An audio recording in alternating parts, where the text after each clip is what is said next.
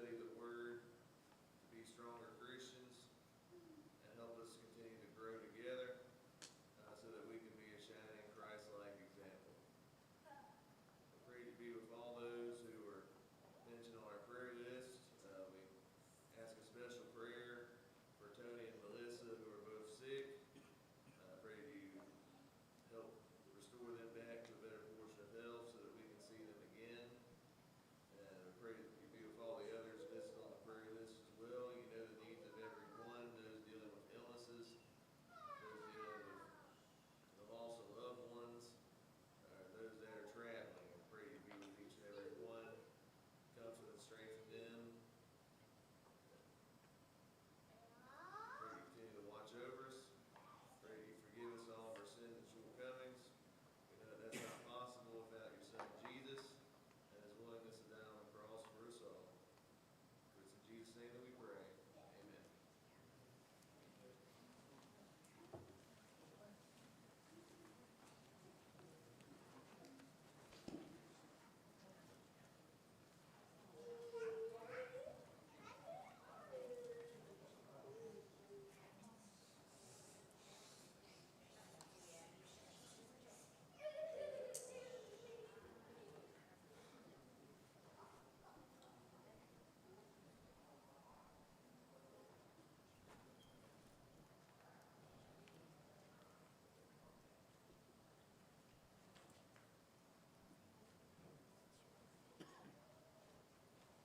As I said, Tony, not to repeat everything I just mentioned, but Tony had texted me and asked me to teach the class rather last minute, and I do apologize. So there are some things that I won't be up on as far as research that I typically do. But I thought all afternoon what to do. I'm not going to go through the class, the study book that Tony does. That's kind of his thing, and I'm not saying it's wrong. It's just not me as far as teaching a class. I'm trying to look for a passage real quick here, and I do apologize about this. I won't see it real quick. Anyway, I thought about what to teach. I like to try to think about our needs and address those in classes when possible. Our congregation, by and large, is growing older. I don't think there's any doubt about that when you look around us.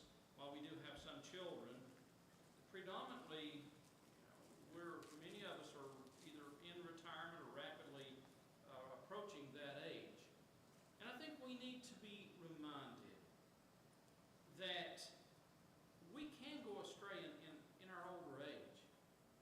I think that's one of the saddest things, and I have witnessed that in my brief career as far as preaching goes, that we've seen people who appeared, at least by all appearance, to be faithful through the years, and then for whatever reason, in what should be a time of great faith and courage, to find that faith wane, to find it grow cold. And while I am in no one's judge and don't intend to be, it bothers me sometimes when I think that's such a possibility. Remember, Paul said in 1 Corinthians, 13, verse 12, or 12, 13, wherefore let him that thinketh he standeth what? That's right. Whoever said that in the back, take heed lest he fall. So certainly it is a possibility. Jacob, you may remember, and again, what king was it that was aged, and in his old age, he had a disease in his feet, and he sought the physicians rather than God? Again, I apologize, so let me just bring that up in general. Some of you may know off the top of your head. But that's okay. So did I, obviously. But it just goes to show you that here were individuals. Matter of fact, when one of the prophets rebuked him, he had him put in prison and fed with bread and water.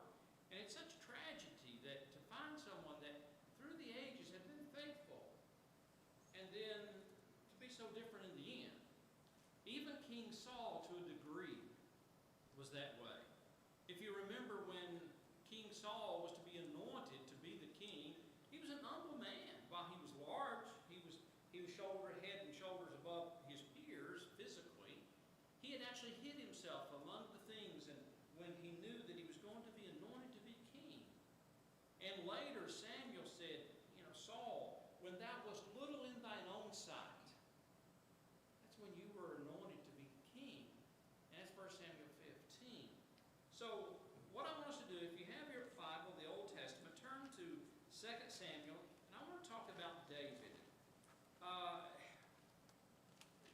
Sometimes we only think David, on the surface at least, sinned one time. That's not the case. But when you think about David sin, what do you think about? Yeah, committed adultery. But he also lied, and that lie led to some other people being killed. He was lifted up with pride on one occasion and numbered the people. But when you think of David, if you've read the Psalms, I think I understand why God would say David was a man after my own heart. But yet David failed, and he sinned in what we would categorize a terrible way. And it wasn't just adultery. He had a man murdered. He deceived people, purposely deceived people. And I want us to look at his life just for a moment, some things about it, and let's make the application, if you will. All right, 2 Samuel chapter 3 is where we're going to start our discussion. And if you've been in my class, you know I enjoy when you get involved. I'll ask questions along. I want us to think, interact, and I think that's the way we grow the best.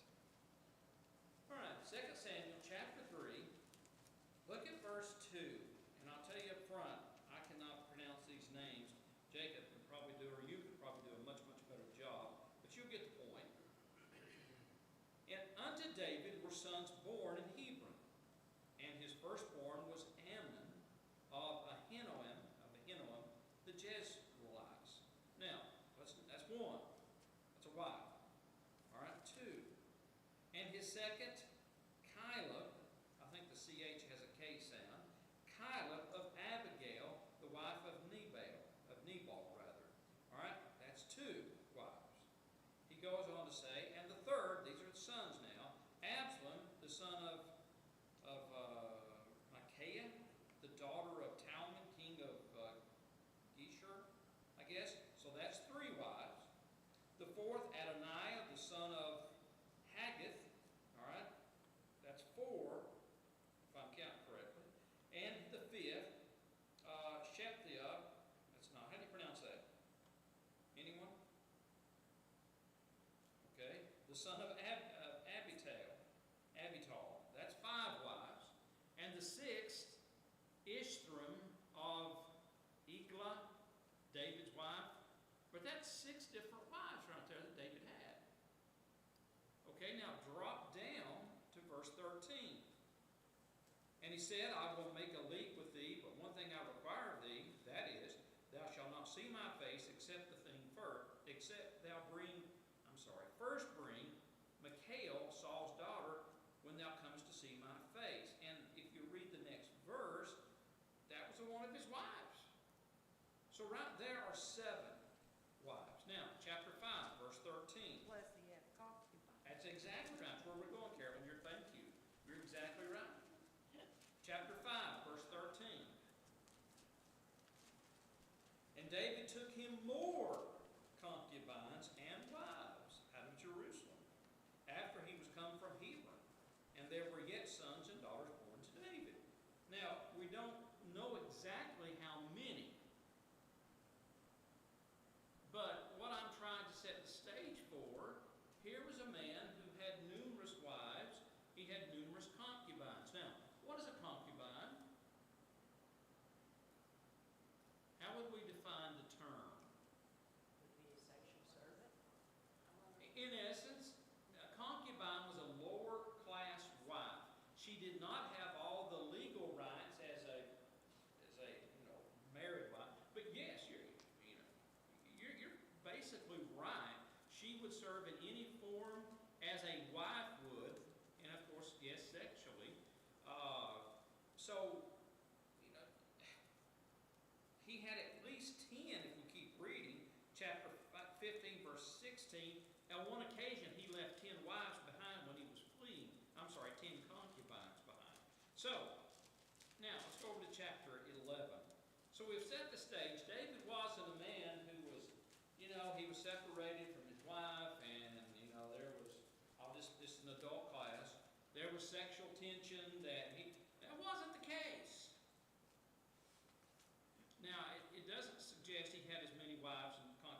Solomon, but yet we just read, we enumerated 7, and then it says he took him more wives and concubines.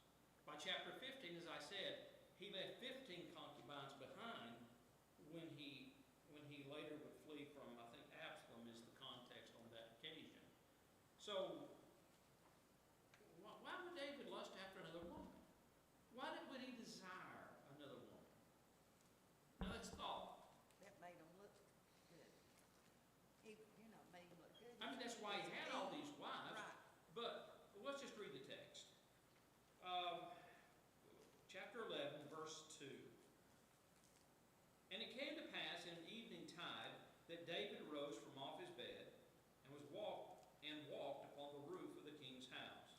And from the roof he saw a woman washing herself, and the woman was very beautiful to look upon. It wasn't uncommon for David to be upon top of the roof. The way the homes were built in the day, it was often cooler. They didn't have central heating and air like we have today, but it would be cooler in the evening to be up on top of the roof, so that wasn't uncommon. So David's up on top of the roof. His home, I assume, was higher than some others around him. And what does he see? Yeah, she's bathing herself. And again, you've got to remember the way they would bathe themselves would be different than we. They wouldn't have had a shower, or you get the idea. But what was unique about this woman? How does the Bible describe her? Was a beautiful woman. All right, she was an attractive woman. Do you think, and this is opinion, do you think all of David's wives and concubines were ugly? Oh, no. No. After all, he would have had his choice in general. I don't believe all those, again, at least 7 plus however many were added in chapter 5. It just says more wives and concubines, plural for each, were added to David. I don't believe those were ugly women. It is apparent that David had been king for some time. And I didn't have time to research to try to get an idea of how many years he would have been king at this time. But here he is. He looks upon this woman. She's attractive. Verse 3. And David sent and inquired. What does the word inquired mean? He asked about it. Right. He wanted information. And David sent and inquired about or after the woman. And one said, is not this Bathsheba, the daughter of Elam, the wife of Uriah the Hittite? David finds out some information about Bathsheba. What is it? We just read it. She was married. She's married. Now, do you think David understood or knew what God's law about adultery was? Do you think he had an idea? I'd say Sure he did. What was it? One of the 10 Commandments. And that was in the time of Moses. We're in the time of David now.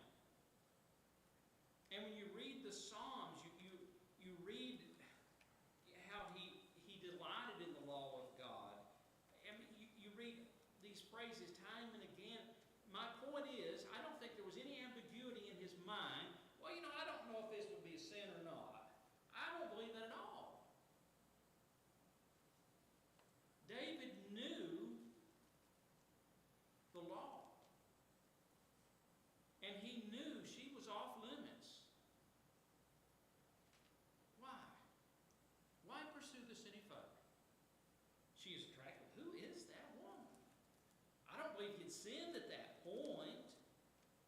But he sent messengers. I want to know about this woman. He received some information. He says, David, she's married. I know you're not David. I know you were not there. But I think if we discuss, and what would have led him to pursue this further? because she was, I guess he assumed that he It had was a lust. better look at that woman than he did. Yeah, I mean, can we not all agree it was lust? But he knew God's He knew the law said it was wrong. Why do you do it? Was he used to getting everything he always wanted? That very well may be. He was a And, king. and let me stop here a moment. I don't believe polygamy was ever God's will. I know it wasn't. In my opinion, I think that's something Acts 17:30 and 31. I think that God winked at. In other words, and I had a discussion once with my instructors, and he said that polygamy was absolutely a sin. And I took him to task, and I did that because I thought it was something that God winked at for the time. If it had been a sin, how could David be a man after God's own heart?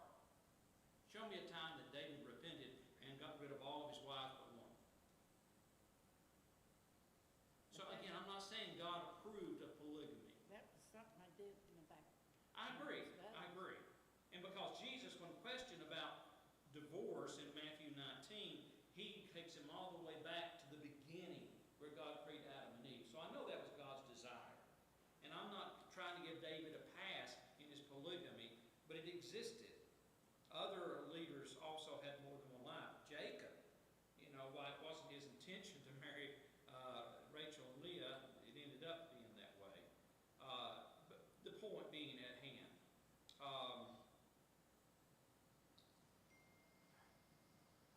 Here, David has, it's not as if, as I said, that, and it's an adult class, it's not that if David couldn't have fulfilled his sexual desires with numerous wives, but he wanted this one. And my point being, we've got to be careful because it's not the fact that we don't know right from wrong.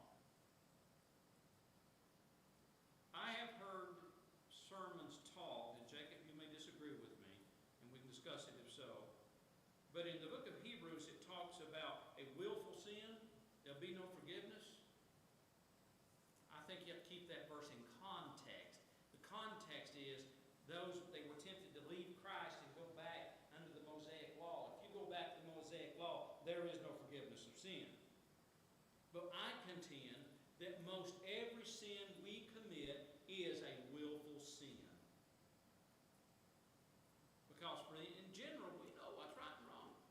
Sure, there may be times when we truly do it, oops, I didn't know that was wrong. That's not generally speaking. David knew, yet he did it anyway. It wasn't that David was a novice. It wasn't that David, he had no excuse.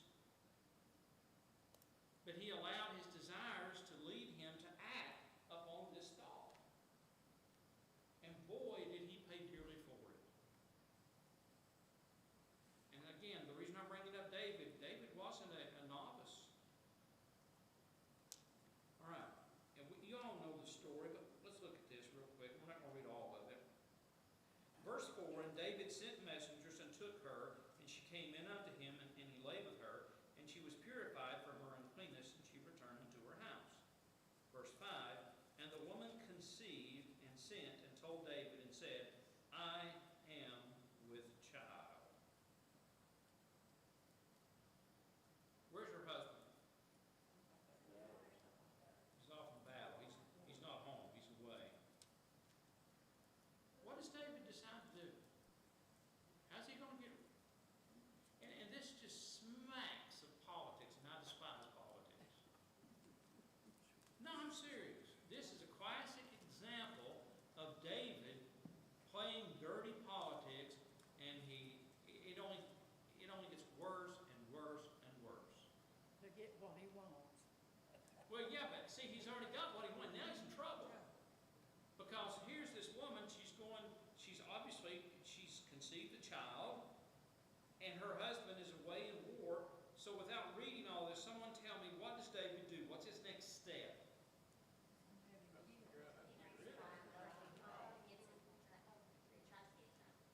No, he doesn't. He announces to the nation, listen, I've sinned. I failed. No, he didn't. No,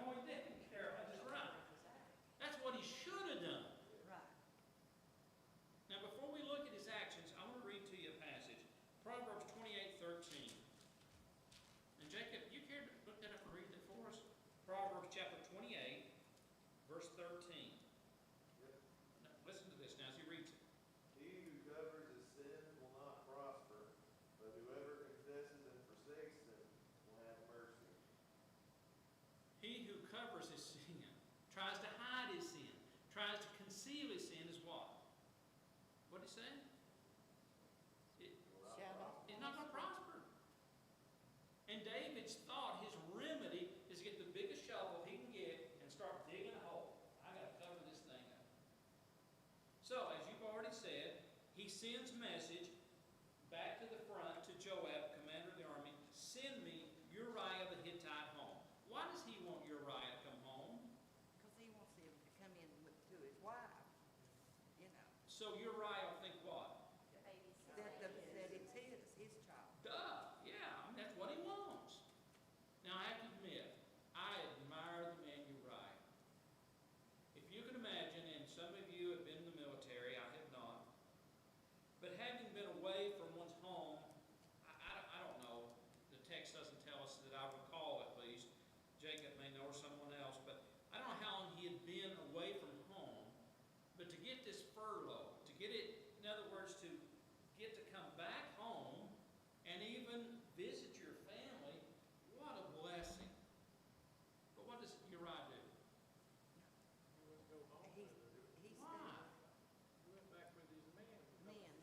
stay with them. Yeah, let's look at this. Here, if I can find it real quick.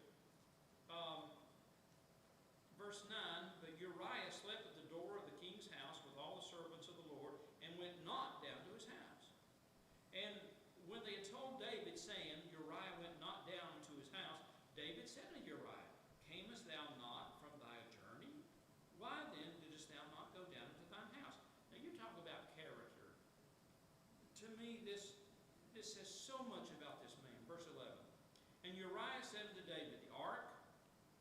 He's not talking about Noah's ark. What's he talking about when he says the ark? Yeah, the ark of the covenant that they would have carried on their shoulders. He said, the ark and Israel and Judah abide in tents. And my lord Joab was the commander of the army, and the servants of my lord are encamped in the open fields. Shall I then go into mine house to eat, to drink, and to lie with my wife? As thou livest, as thy soul liveth, I will not do this thing. Now, brethren, that's character. I have received this blessing to leave the front lines. Come home. Every one of my peers would have loved to have been back home with their wives. Joab, the commander of the army, he would have loved to have had the opportunity to come, to be with his friends and his family, alive with him. He said, they all want to do it. I'm not going to do it.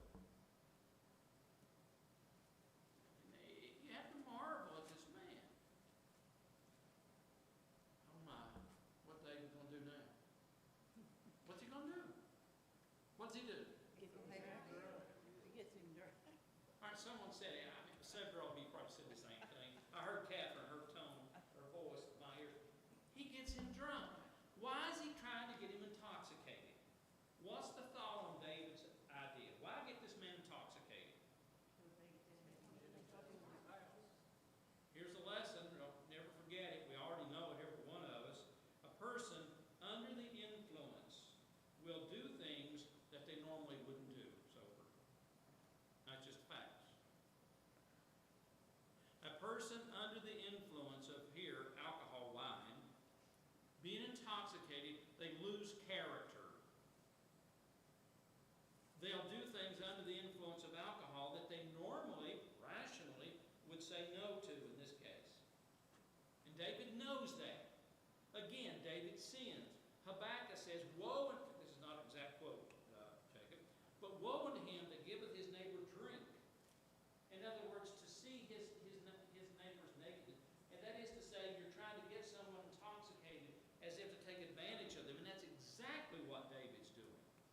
He's the king, for crying out loud. So he tries to get him, he does get him intoxicated, thinking, this man now will go home, he'll be with his wife. I finally got this covered up. It's hidden. Well, does it work? No. Why doesn't David do the right thing? Just confess. Why not? What's your opinion? What's your thought? It's probably a pride thing.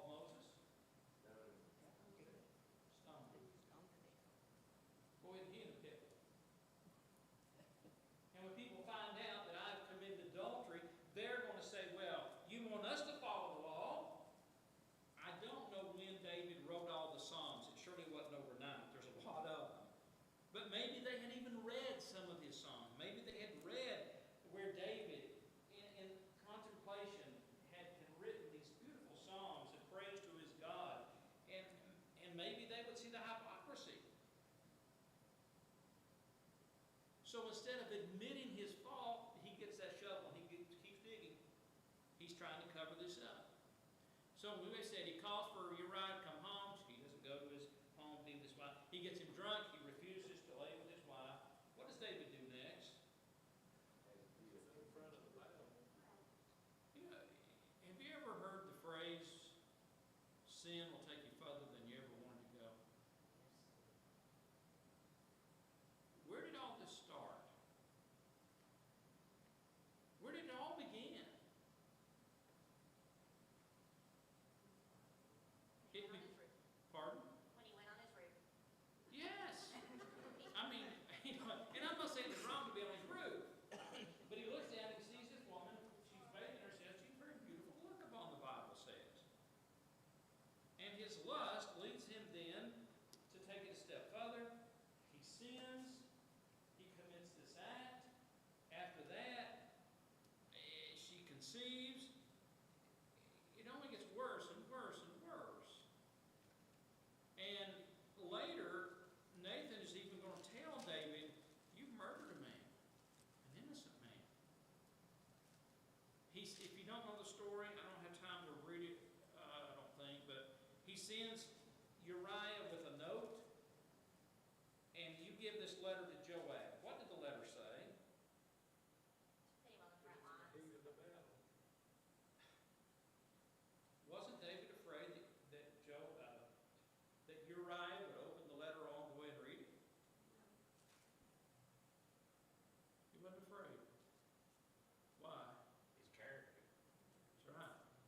He knew something about this man's character, that he'll never open this letter and read it. Now, I'm sure it was sealed, like with a wax seal. But that's what the letter said, in essence. We're paraphrasing it. Put Uriah in the forefront of the hottest battle. You know he'll be killed. He was killed. Phew. Finally, I got this thing covered up. Didn't you? What happened? Husband's dead. Even takes Bathsheba. She mourns, she grieves Uriah, her husband's passing. And then David takes her to be his wife. He does the noble thing. He's going to take care of the child, right? Not exactly. No? No. Has God overlooked this? He saw the whole thing. Yeah, he saw the whole thing. And it had to be an abomination. Because we turn to chapter 12. And I want to get through to make some lessons we can learn from this. Chapter 12. Whenever first he sends Nathan the prophet, and Nathan tells David a parable, and I just love that parable. And I'm going to paraphrase this. I wish I had more time where we could do this over several classes. But he tells him the parable. David, there was a poor man in the city, and he has a little pet lamb. That's what I'm paraphrasing. Okay, it's a pet. And a rich man sees this animal, and instead of taking one of his own to kill it, he takes this poor man's lamb and he kills it and feeds his visitors. Do you remember what David's response to this was when Nathan told him that? Put to death. Pardon? He should be put to death for doing such. He is boiling with anger. The man that hath done this thing shall surely die. Read it, verse 5. And David's anger was greatly kindled against the man, and he said to Nathan, "As the Lord liveth, the man that hath done this thing shall surely die." Was there, I'm trying to think of the right way to phrase this. Did David lack the ability to see clearly? Did David lack the ability to judge clearly? No, it wasn't a horrendous thing. It's a lot different looking out of glass than it is in a mirror. Isn't that the truth? I wish I'd said that. That's right. But how true. And anyway, he goes on about storing the lamb, and he had no pity except. And look at verse 7. And Nathan said to David, "Thou art the man." You're looking in the mirror. You've got all these wives. You could have been with either anyone you chose. Yet you chose one man, a righteous man. And the Bible later speaks of Uriah in favorable terms. But you've took this one man's wife. You've taken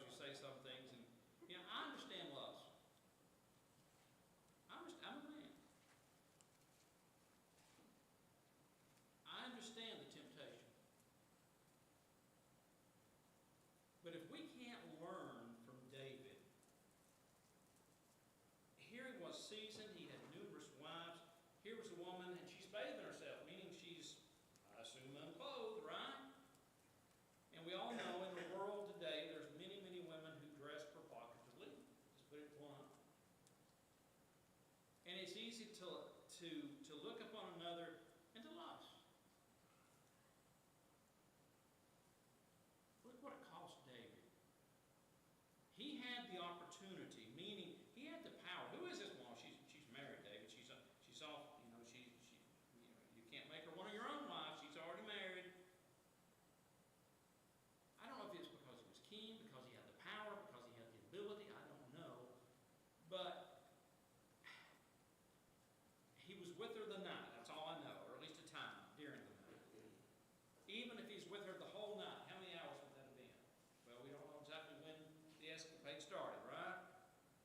But my point being, how brief a time, in comparison, if you look at the consequence of David's sin, number one, a man was killed, a man's life was taken, I assume in his prime, he's off in battle. And that life would never be brought back physically. The Bible says that Bathsheba mourned her husband. And again, I'm sure that Uriah was a good man. We have every indication to believe that. He wasn't a thug. He mistreated her. He talked bad about her. I don't believe that. What about the child that was conceived? What happened to her? I don't know about all of you. Some of you may have, that may have happened, a miscarriage or a child died in infancy. I know of a case, and you would know them too, but they had a child, and that child became ill and died, and you would know them too. That child became child, and they never again had another child because, I assume, because the pain was so great, they never wanted to do that again. How tragic.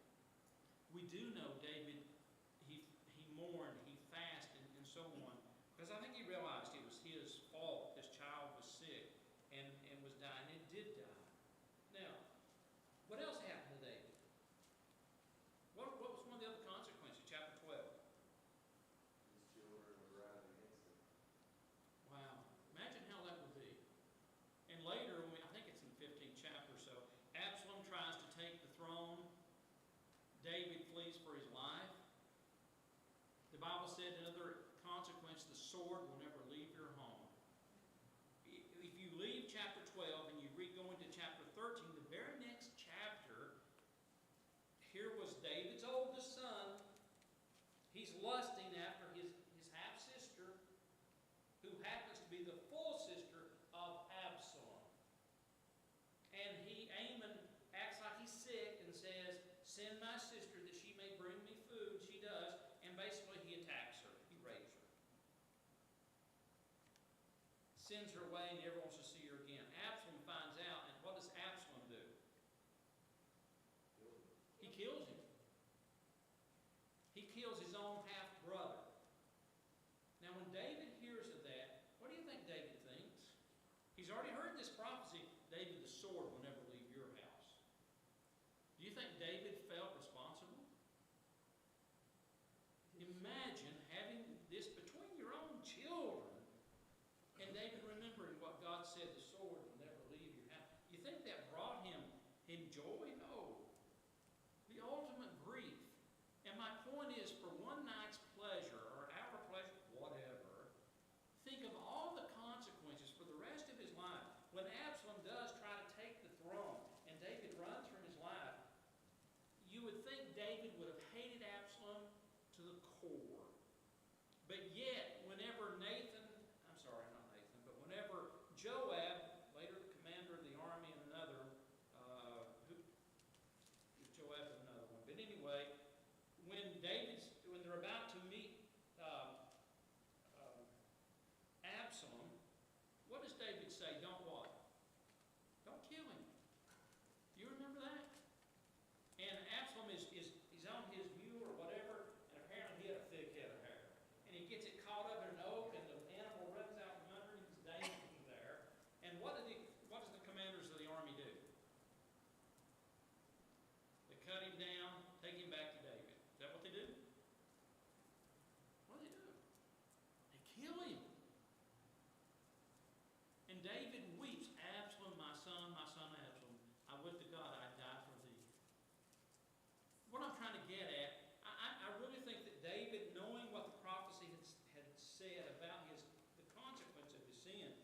sword's never going to leave your house. It's just yet another payment because of my own foolish desire and acting upon that desire. Do you think, and this is a question, our time is just about up, the classes I think will be in a moment. Do you think that after David commits this sin, the next day he would have bowed his head before God and he would have repented,